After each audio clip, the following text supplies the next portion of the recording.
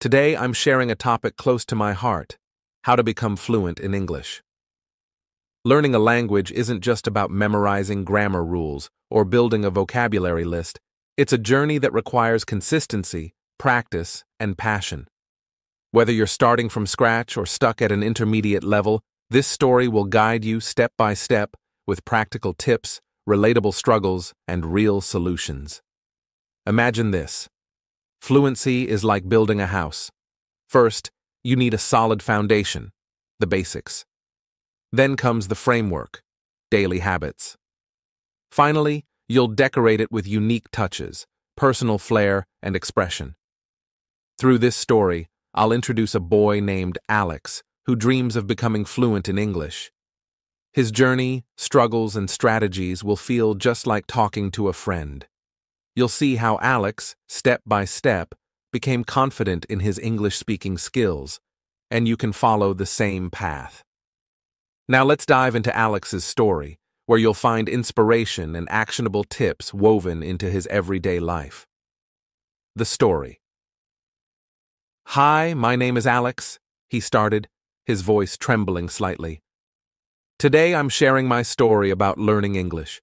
If you're like me, you've probably felt nervous, frustrated, or even embarrassed about speaking in English, but trust me, it doesn't have to stay that way." Alex sat on the park bench, flipping through a well-worn notebook. It was filled with scribbles, practice sentences, and even some doodles. He remembered the first time he realized how important English was. "It was at school," he said, his face lighting up with a mixture of excitement and regret. "My teacher asked me to speak about my favorite hobby. I froze. I had the ideas in my mind, but the words wouldn't come out. That day I decided, no more fear. I would learn English fluently, no matter how long it took. Step 1. Start small and build confidence." Alex began by focusing on small, achievable goals. "At first, I didn't worry about speaking perfectly," he explained. "I started with just one sentence a day. For example, I'd wake up and say, 'Today is a sunny day.' Simple, right? But it made a huge difference." He also surrounded himself with English. "I put sticky notes on everything in my room: desk, chair, mirror. This way, I learned vocabulary without even realizing it." Step 2. Listen more. Speak often. One of Alex's biggest breakthroughs came from listening. "I listened to podcasts, songs, and even cartoons in English. At first, I didn't understand much, but I kept at it. Over time, I started picking up phrases and pronunciation." To practice speaking, Alex joined a local English club. "I was scared at first," he admitted, "but I told myself mistakes are proof that you're learning." Soon, I found myself laughing and talking with people, even if my grammar wasn't perfect. Step 3. Think in English. A turning point for Alex was when he started thinking in English. "This one's a game changer," he said with a grin. "Instead of translating from my native language, I began forming thoughts directly in English. For example, when I wanted water, I'd think, 'I need water,' not translate from my native language.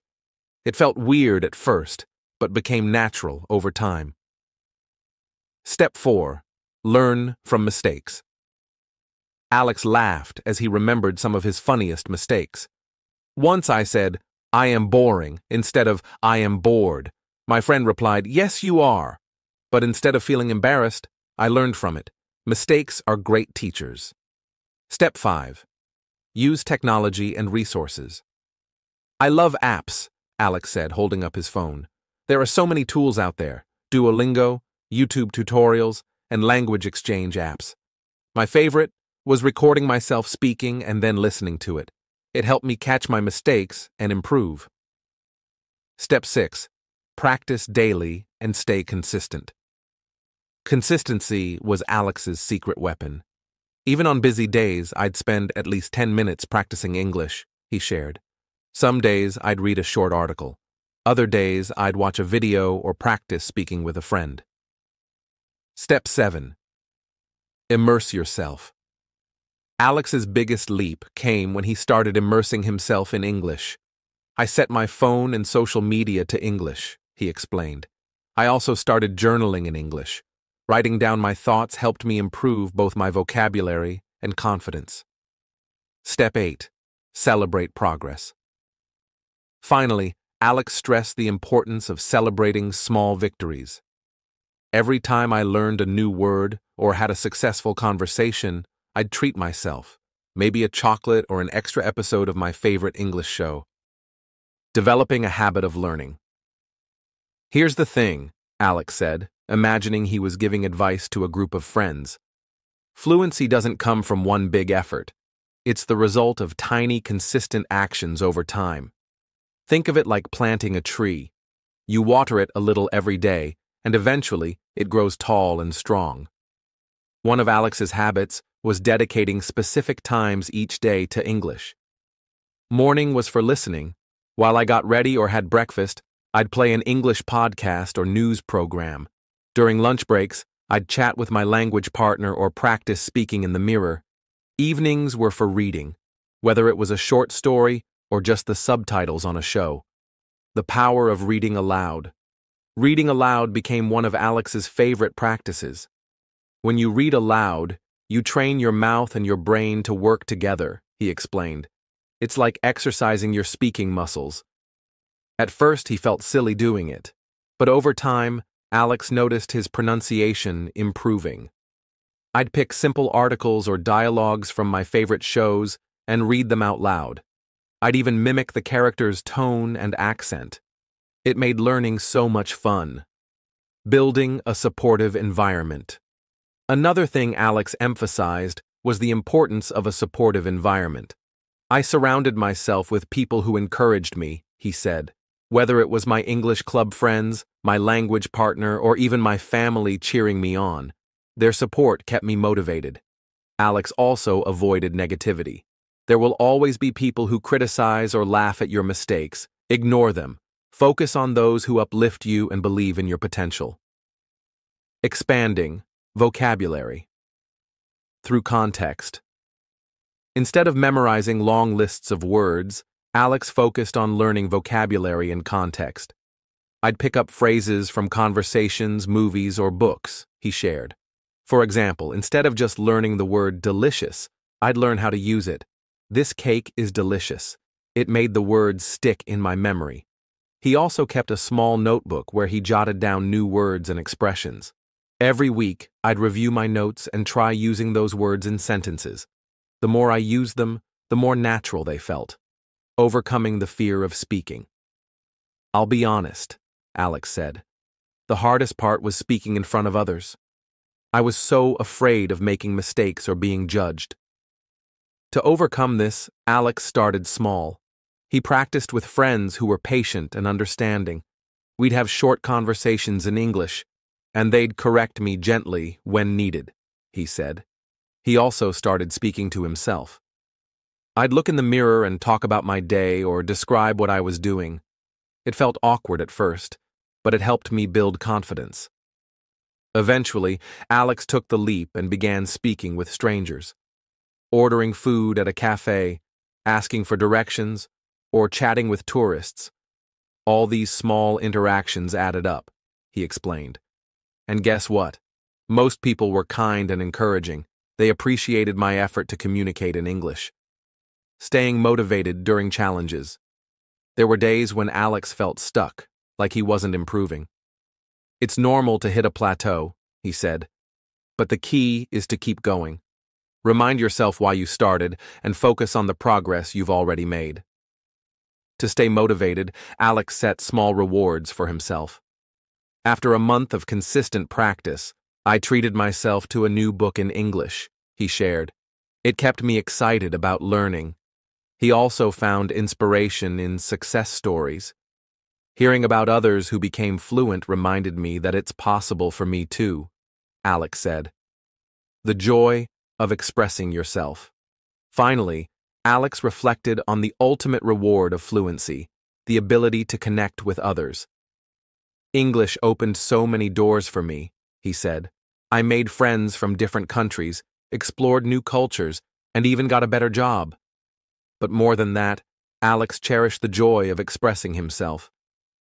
When you can share your thoughts and feelings in another language, It's like discovering a new part of yourself, he said with a smile. Learning English. Beyond the classroom. One thing Alex wished to emphasize was how learning English isn't confined to a classroom or a specific setting. You learn everywhere, he often told friends, in a cafe, at the park, or even while scrolling social media. He remembered how he once overheard two tourists discussing their plans.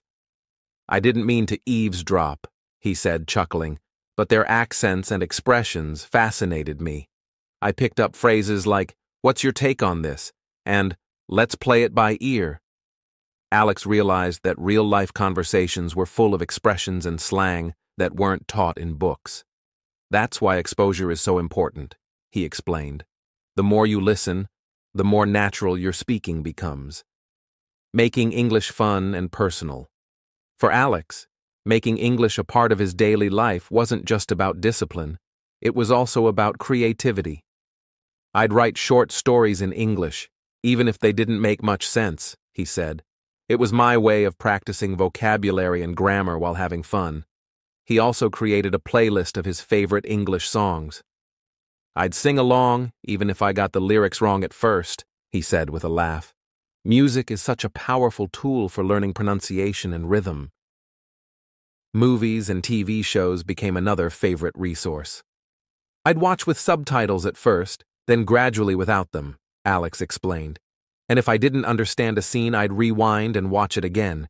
It was like having a private English lesson every evening." The role of patience and perseverance. Alex's journey wasn't always smooth. There were days when he felt like giving up. "Sometimes it felt like I was climbing a mountain," he admitted. "But I reminded myself, every step forward, no matter how small, is progress." He also learned to be kind to himself. "Don't compare your journey to others," he often said. "Everyone learns at their own pace. Celebrate your progress, no matter how small it seems." Teaching others to learn. As Alex grew more confident in his English skills, he began helping others. "Teaching is one of the best ways to learn," he said. "I'd tutor friends who were just starting out. Explaining concepts to them reinforced my own understanding." He also joined online forums and groups where learners exchanged tips and practiced together. "It was amazing to see people from different countries helping each other," he shared. "It reminded me that language is about connection, not perfection." Turning challenges into opportunities. One of Alex's favorite memories was when he volunteered to give a speech in English at a community event. "I was terrified," he confessed, "but I told myself, this is your chance to grow." Despite his nerves, Alex delivered his speech. He stumbled over a few words, but the audience clapped and encouraged him. "That moment taught me that people appreciate effort more than perfection," he said. Looking to the future now, fluent in English, Alex had big dreams. "Fluency isn't the end. It's the beginning," he often said.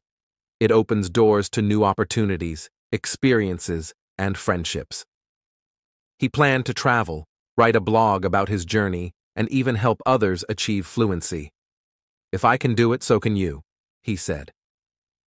Your journey awaits. Alex's story is a testament to the power of perseverance, creativity, and positivity. His journey wasn't just about learning English. It was about discovering himself, building confidence, and connecting with the world. So, as you set out on your own journey to fluency, remember Alex's advice. Start small and stay consistent. Embrace mistakes as learning opportunities. Make learning fun and personal. Surround yourself with supportive people and resources. Celebrate your progress, no matter how small. Fluency isn't a destination, it's a journey. And just like Alex, you have everything it takes to succeed. Take that first step today, and who knows, one day you'll be the one inspiring others with your story. Keep learning, keep practicing, and most importantly, enjoy the process. Your fluency awaits. Hi, my name is Alex. Today, I'm going to tell you about what it's like for me to go to school. Let me start by saying, I'm not exactly a morning person. The alarm clock is probably my biggest enemy in life. Every morning, it feels like I'm in the middle of my best dream when suddenly, beep, beep, beep, the alarm goes off. 5 more minutes, I tell myself, but it never feels like enough. My mom, who knows all my tricks, walks into the room and says, "Alex, get up or you're going to miss the bus." Groaning, I pull myself out of bed. The smell of pancakes makes it a little easier. Mom knows how to bribe me into action. I sit at the table, still half asleep, as she asks, "Did you finish your homework last night?" I nod quickly, but let's just say there might have been a last-minute rush to get it done. After breakfast, I grab my bag and rush out the door. The bus ride is always an adventure. Some days it's quiet, and I can stare out the window, watching the trees and houses blur past. Other days, my friends are in full-on storytelling mode, sharing jokes that make everyone laugh so hard we forget we're on the way to school. When we arrive, the real fun begins. My school is like a second home to me. It's a mix of old, creaky buildings and a new, shiny sports hall. My favorite part is the playground, where we play soccer during breaks. First class of the day, math not my favorite. I sit in the back, hoping the teacher won't call on me. But of course, Mr. Carter has a way of knowing who's daydreaming. "Alex, can you solve this equation?" he asks. My heart pounds as I look at the board. After a few moments of panic, I manage to stumble through the answer. "Correct," he says, and I breathe a sigh of relief. The day continues with English, which I love. Today, we're writing a story about our favorite memory. I write about the time my friends and I built a treehouse. As the words flow onto the page, I feel like I'm reliving the moment. Lunchtime is the best. My friends and I gather at our usual spot under a big tree. We share sandwiches, trade snacks, and talk about everything: video games, TV shows, and of course, the latest school gossip. In the afternoon, it's time for science. Our teacher, Ms. Green, is super passionate, and her excitement makes even the most boring topics interesting. Today, we're doing an experiment with magnets, and I can't believe how cool it is to see them repel and attract. The last class of the day is gym. I'm not the best athlete, but I give it my all. Today, we're playing basketball. My team loses, but it doesn't matter. We laugh so hard trying to dribble and shoot that it feels like we've won anyway. Before I know it, the bell rings, and school is over. I hop back on the bus, tired but happy. When I get home, I tell my mom about my day as we eat dinner. She laughs when I describe my math panic and says, "See, you're smarter than you think." As I get ready for bed, I think about tomorrow. School is like a little world of its own, full of challenges and surprises. I may not love waking up early, but I wouldn't trade these days for anything. That night, as I lay in bed, I thought about how each day at school is like a chapter in a story. Some days are calm, others are full of unexpected twists. It's never boring, that's for sure. The next morning started the same way, the alarm clock doing its job a little too enthusiastically, my mom giving her usual wake-up speech, and me dragging myself to the breakfast table. But today, something different happened on the bus ride. I was sitting by the window, watching the world pass by, when my best friend Ethan plopped down next to me. "Hey, Alex, guess what?" he said, his voice buzzing with excitement. "What?" I asked, already curious. "There's a new kid in our class," he said. "I saw him at the office yesterday. He looks super shy." "A new kid? That didn't happen often at our school." "I wonder if he'll sit with us at lunch," I said. Ethan shrugged. "Depends. You know how some kids are nervous at first."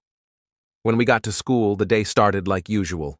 But sure enough, during homeroom, our teacher introduced the new student. "Class, this is Ryan.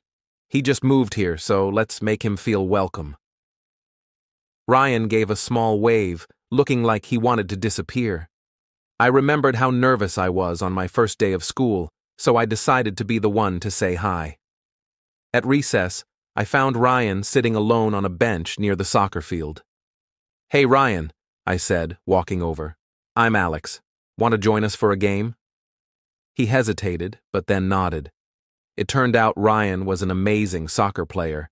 My friends were impressed, and by the end of the game, he was laughing and joking with us like he'd been there forever. Back in class, I noticed Ryan seemed more relaxed. During science, Ms. Green paired us up for a project, and Ryan ended up as my partner. "What do you think about magnets?" I asked, trying to break the ice. "They're cool," he said. "My dad's an engineer, so we've done experiments at home." "Really? That's awesome. Maybe you can teach me a thing or two," I said.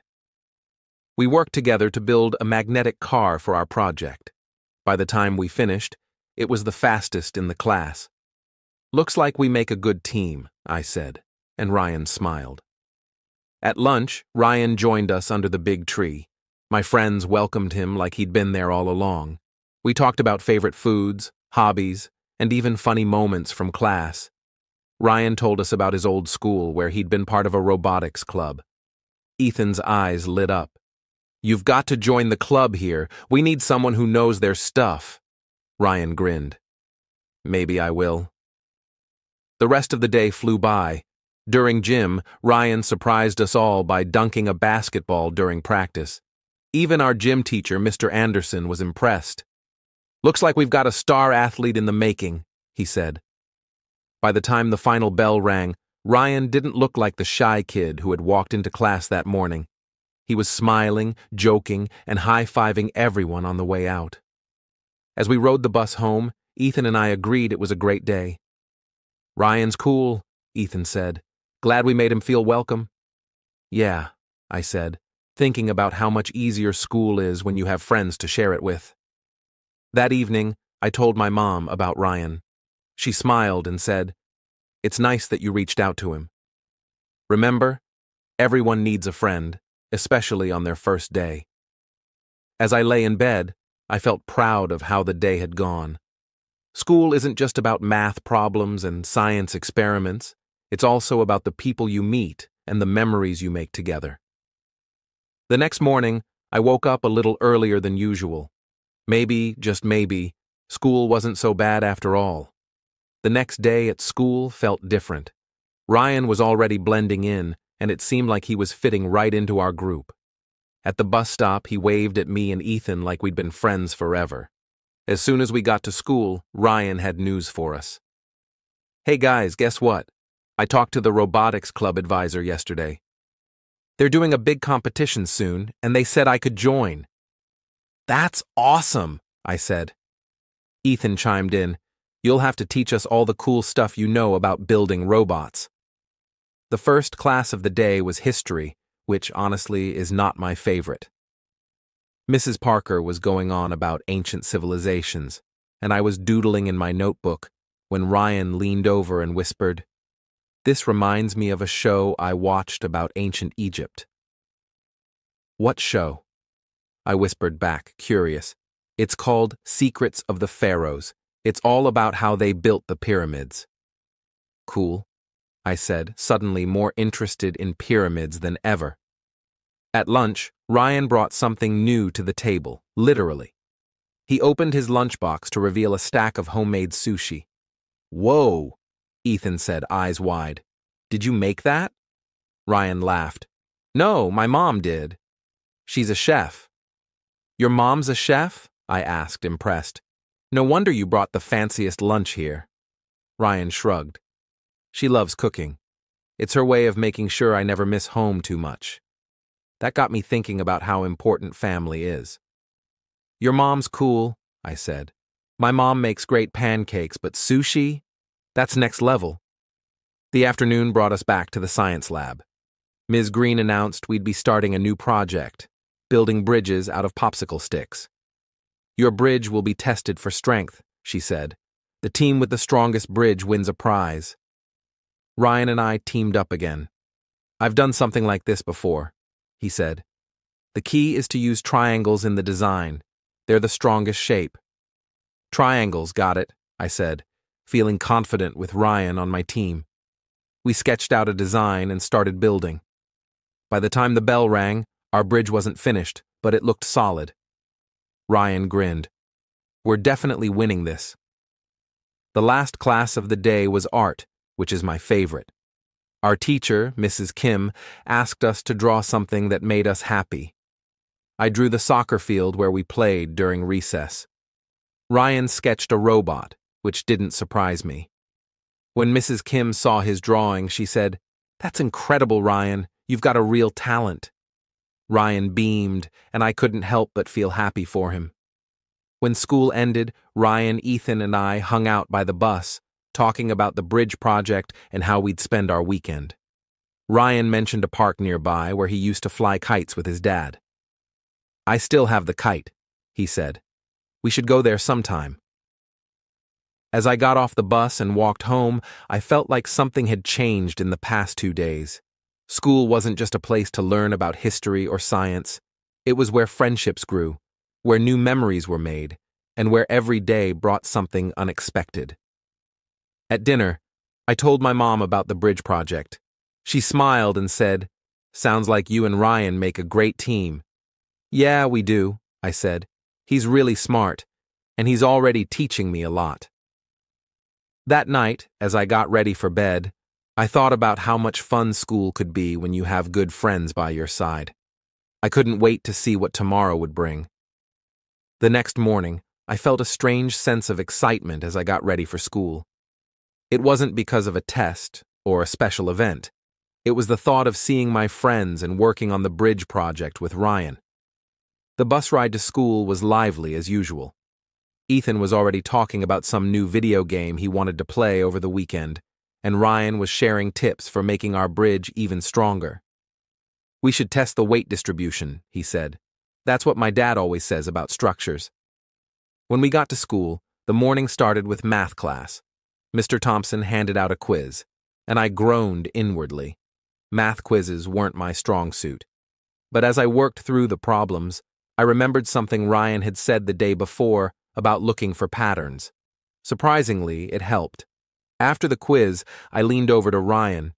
"Hey, thanks for that tip about patterns. I think it saved me on question 3. Ryan grinned. "Anytime. I'm just glad my random advice helped." Recess was a blast. We played a quick game of soccer, and this time, Ryan wasn't shy about showing his skills. He dribbled past 2 defenders and scored an amazing goal. "Ryan, you're a machine," Ethan shouted, clapping him on the back. The rest of the day flew by, and soon we were back in the science lab, putting the final touches on our bridge. Ryan was meticulous, making sure every stick was glued in the right spot. "If we win, it's all thanks to your triangles," I said. He laughed. "It's a team effort, Alex. Don't sell yourself short." When Ms. Green tested the bridges, ours held the most weight. "Congratulations, Alex and Ryan," she said. "You've built the strongest bridge in the class." Ryan and I high-fived as the rest of the class cheered. By lunch, word had spread about our bridge victory. Even kids from other classes were curious to see it. Ethan joked, "You guys are going to be famous. Don't forget about us when you're engineering bridges in real life." At lunch, Ryan shared more about his old school. It was smaller than this, but we had a great robotics club. I miss it sometimes, but I think I'm going to like it here. "You're definitely part of the crew now," I said. "And hey, you're already the bridge building champion." In art class, Mrs. Kim gave us a fun assignment: design your dream home. Ryan immediately started sketching a futuristic house with solar panels and a robot assistant. I decided to draw a treehouse with a slide leading to a pool. Ethan, of course, drew a castle. "Why a treehouse?" Ryan asked, looking at my drawing. "I've always wanted one," I said. "It seems like the perfect place to hang out with friends." "Maybe we can build one someday," Ryan said. "You know, after we conquer the world of engineering." When the final bell rang, I felt a mix of accomplishment and anticipation. Every day at school felt like a new adventure, and having friends like Ryan and Ethan made it even better. That evening, my mom noticed I was in a good mood. "You've been smiling all evening," she said. "What's got you so happy?" School's just been really fun lately, I said. I guess having good friends makes a big difference. She nodded. Friends are important, Alex. They make the hard days easier and the good days even better. As I got ready for bed, I thought about everything that had happened over the past few days. The new kid becoming a close friend, the bridge project, and the little moments that made school more than just a place to learn. It was a place to grow, to laugh, and to be yourself. Hello, my dear friends. Today I want to share with you the story of a young man who took a leap of faith to improve his English skills. His name is Alex, a 23-year-old from a small town where opportunities to practice English were scarce. Alex could read and understand English well, but when it came to speaking, he often found himself struggling for words or feeling too shy to try. One day, he decided that the only way to truly master English was to immerse himself in the language. So, he saved up money and planned a trip to London, a city he had always dreamed of visiting. He was excited, nervous, and determined to make this journey a turning point in his life. In this story, Alex narrates his experiences in a conversational style, just like he would if he were sitting across from you, telling his tale. It's a simple, heartfelt account of his struggles, adventures, and triumphs in London. As you read, you'll feel as though Alex is talking directly to you, sharing his lessons and the moments that changed his life. Now, let's dive into Alex's story. Story. Hi, my name is Alex, and today I'm sharing something very close to my heart, my journey to London to learn English. I've always been fascinated by the language, but I never had the confidence to speak it fluently. Back in my hometown, most people spoke our native language, and English was just something we studied in school. I could understand movies or books in English, but the moment I tried speaking, my tongue seemed to tie itself into knots. One day, while watching a documentary about London, I thought to myself, what if I went there? The idea seemed wild at first. I didn't know anyone there, and I wasn't sure if I could even survive in such a big city. But something inside me said, Alex, if you want to speak English fluently, you need to take this step. So I started saving every penny I could. I worked extra hours at my part-time job, skipped unnecessary expenses, and planned meticulously. After months of preparation, I finally had enough to book my tickets and arrange for a 3-month stay in London. When I landed at Heathrow Airport, I felt like I was in a dream. The first thing that hit me was the sheer diversity. I heard English spoken in so many accents and styles, it was overwhelming but thrilling at the same time. I had booked a small room in a shared apartment in East London. My flatmates were from different parts of the world, and they all spoke English. It was the perfect environment for me to practice. The first few days were tough. I remember going to a coffee shop and struggling to order a simple latte. The barista had to repeat her questions several times because I couldn't understand her British accent. I felt embarrassed, but I reminded myself, this is why you're here, Alex. Keep trying. Every morning, I would go out for a walk, listening to conversations around me. I joined a local English language course where the teachers encouraged us to speak as much as possible. They emphasized that making mistakes was part of the learning process. One day, I met Sarah, a fellow student from Italy. She was also there to learn English, and we became study partners. We would go to parks, museums, and libraries. As I was saying, my journey to London was about so much more than just learning English. It was about discovering myself. Let me tell you about some of the little moments that made a big difference along the way. One thing that stood out to me was how kind and patient people were when I tried to speak. On my second week in London, I went to a small bakery near my apartment. The owner, an elderly woman named Mrs. Green, greeted me warmly and asked how my day was going. I struggled to respond, fumbling over my words, but she waited with a smile. "You're not from around here, are you?" she asked. I nodded and explained. "I am here to learn English." She chuckled softly and said, "Well, young man, you've come to the right place. London is full of stories, and every story needs a listener and a teller. Keep practicing, and you'll do just fine. Her words stayed with me. Every time I walked past her bakery, I'd wave, and eventually, I grew comfortable enough to have short conversations with her. Getting out of my comfort zone. One of the most intimidating experiences was using public transportation. The London Underground, or the Tube, was like a maze to me at first. I remember standing in front of the ticket machine, unsure of which ticket to buy.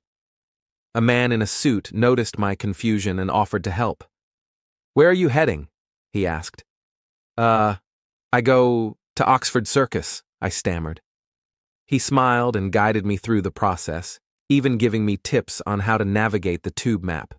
It was such a small act of kindness, but it gave me the confidence to use public transport regularly. Every time I successfully found my way, I felt a little more capable. The local language exchange. About a month into my stay, I discovered a language exchange group at a nearby cafe. It was a place where people from different countries gathered to practice speaking English and other languages. I was nervous at first, but when I arrived, I was welcomed warmly by the group leader, Mark. "Just relax and speak," he said. "We're all here to learn, so don't worry about mistakes." In that group, I met people from all over the world: Brazil, Japan, Turkey, Spain, you name it. We shared stories, laughed at our funny mistakes, and supported each other. One night, I told a story about a misunderstanding I had with a British shopkeeper, and everyone burst out laughing. It was the first time I felt proud of making people laugh in English. The cultural immersion beyond learning English, living in London, gave me a glimpse into its rich culture. I visited iconic places like the British Museum, Buckingham Palace, and the Tower Bridge. But what I loved most were the little things: the street performers in Covent Garden, the Sunday markets in Brick Lane, and the quiet moments in Hyde Park. Every interaction, whether it was asking for directions or chatting with a bus driver, was an opportunity to practice. Slowly but surely, my confidence grew. Saying goodbye. As my 3 months in London came to an end, I felt a mix of emotions. I was proud of how far I had come, but I also felt sad to leave the city that had taught me so much. My flatmates threw me a small farewell party, and Sarah, my study partner, gave me a notebook with a heartfelt note. "Alex, you've inspired me to keep trying, no matter how hard it gets. Your determination is a reminder that learning is a journey, not a destination. Thank you for being my friend." When I returned home, I noticed how much my English had improved. My friends and family were amazed at how confidently I could speak.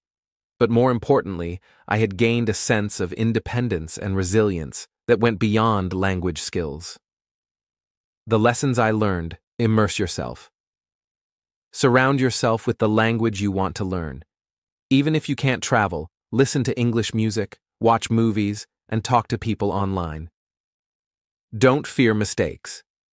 Making mistakes is part of the process. Every time you mess up, you learn something new. Practice. Every day, consistency is key. Even 10 minutes a day can make a difference. Be patient. Learning takes time. Celebrate small victories and keep going. Now, whenever someone asks me about my time in London, I smile and say, "It was the best decision I ever made." Life after London. When I returned to my hometown, things felt both familiar and different. My old room was just as I'd left it, with books piled up on the desk and a world map pinned to the wall. But something had changed within me. I had this newfound confidence that I hadn't felt before. I was eager to put everything I'd learned into practice and see how my daily life would transform. My friends noticed the change right away. I remember my best friend, Mark, who had always teased me about my hesitant English, saying, "Hey Alex, did you switch places with a Londoner? You sound different, man." We laughed, but there was truth to what he said. I wasn't just speaking English, I was thinking in it. Words came to me more naturally, and conversations felt less like a puzzle and more like a flow. The first real test. A week after returning home, I got an unexpected call from a local business owner who had heard about my trip. He was looking for someone to help him communicate with foreign clients and manage emails in English. The idea of using my English in a professional setting was both exciting and nerve-wracking. But I thought back to London, to all those times I'd pushed through awkward moments and told myself, if I could survive ordering food from a fast-talking barista, I can handle this. The job interview was a mix of nerves and determination. Sitting across from Mr. Patel, the business owner, I reminded myself to speak slowly and clearly. I shared my story, talked about my time in London, and even mentioned Mrs. Green and her bakery as a moment that showed me the kindness of strangers. When I finished, he nodded with a smile and said, "You've got the job, Alex. I like your spirit." Working for Mr. Patel was more than just a job. It was another phase of my learning journey. I spent my days handling phone calls, drafting emails, and even assisting during meetings with clients who spoke fluent English. The work kept me on my toes, but it also solidified my skills. The more I practiced, the more natural it became. Helping others on their journey. With my confidence growing, I felt a strong urge to help others who faced the same struggles I once did. I started hosting small, informal English conversation meetups at a local cafe. It was my way of recreating the language exchange group from London that had helped me so much. At first, only a handful of people came, most of them nervous and unsure, just as I had been. I shared stories from my trip, encouraged them to speak without fear, and reminded them that making mistakes was a good thing. One day, a young student named Daniel came up to me after a meetup. He looked like I once did, curious but hesitant. "Alex, do you really think I can get better? I've tried so many times, but I always freeze when I have to talk," he said, his voice barely above a whisper. I placed a reassuring hand on his shoulder and said, "Daniel, I used to be just like you. The first time I tried to order coffee in London, I couldn't even finish my sentence without stuttering. But look at me now. If I can do it, so can you." It's all about practice, patience, and believing in yourself. The power of connection. One of the greatest gifts my time in London gave me was the understanding that language is about connection. It's not just about grammar or vocabulary. It's about telling stories, sharing experiences, and building bridges between people. I began volunteering as a guide for tourists visiting our town. It was a perfect opportunity to meet people from different places and hear their stories while sharing mine. One afternoon, I met a family from Canada who were passing through on a road trip. They asked if I could show them around the town's historical sites. As we walked, we chatted about everything from food to culture to, of course, the weather. I realized how far I'd come when I was able to share jokes and even teach them a few words in my native language. By the end of the day, they said, "You should come visit Canada sometime, Alex. You'd fit right in." Reflecting on my journey. Looking back on everything, I realized that my journey wasn't just about learning English. It was about discovering who I could become when I stepped out of my comfort zone. London was the catalyst, but the real work happened in those moments when I felt like giving up but pushed through anyway. If there's one thing I want everyone to take from my story, it's this. You don't need to be perfect to start. Whether you're learning English, trying a new skill, or chasing a dream, it's the effort and persistence that count. There will be moments when you feel embarrassed or unsure, but those moments are where the magic happens. That's where you grow. Where I am now. Today, I continue to practice my English every day, even though I'm back in my hometown. I read books, watch shows, and still host my conversation meetups. Moving beyond the language barrier. As my blog started gaining more followers, I realized that I was doing more than just sharing my story. I was becoming a bridge for others who faced the same struggles I once did.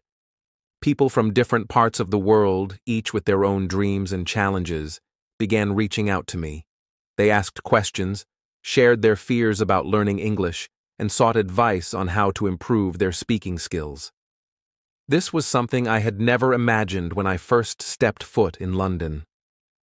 The idea that my journey, my struggles, and my small victories could help someone else on the other side of the world was humbling. It made me appreciate how language can unite us all, regardless of where we come from. One of the most memorable moments came when a reader from Brazil named Carlos sent me a message. He told me how he had been stuck in his English learning journey for years, feeling frustrated by his inability to speak fluently. He confessed that after reading my blog, he felt inspired to try again. "If Alex can do it," he said, "maybe I can too." That message hit me hard. I realized that my struggles were not isolated. Every person learning a new language faces moments of doubt and fear, but it's the perseverance and belief in oneself that make the difference.